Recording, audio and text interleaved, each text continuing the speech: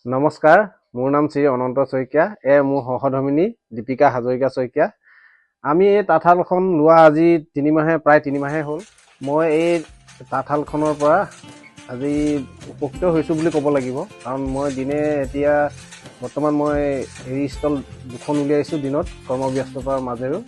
তাৰপাছত ধৰক কি আছিলে গামোচা লগাইছোঁ। গামোচাটো প্ৰায় 3খনলৈকে উলিয়াইছোঁ আৰু। এই মাইনাশালখন লোৱাৰ পৰা বহুতেই উপকৃত হৈছোঁ মানে। আগতে মই মাটিশাল বৈছিলোঁ। মাটিশাল বওঁতে মোৰ এখন ষ্টল উলিয়াবলৈ 2 দিন লাগিছিলে। এতিয়া এদিনতে 2খন 3খন তেনেকৈ কৰ্মব্যস্ততাৰ মাজতো মই উলিয়াব পাৰিছোঁ।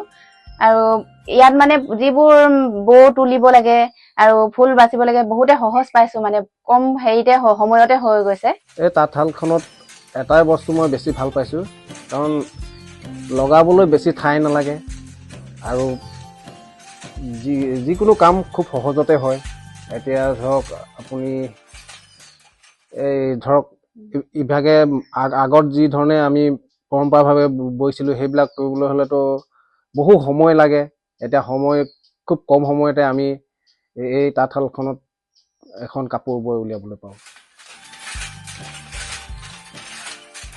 এই শালখনক লৈ আৰ্থিকভাৱে আমি স্বাৱলম্বী হৈছোঁ আৰু এই শালখনক লৈ আমি বহুত সুখী। নমস্কাৰ, ধন্যবাদ।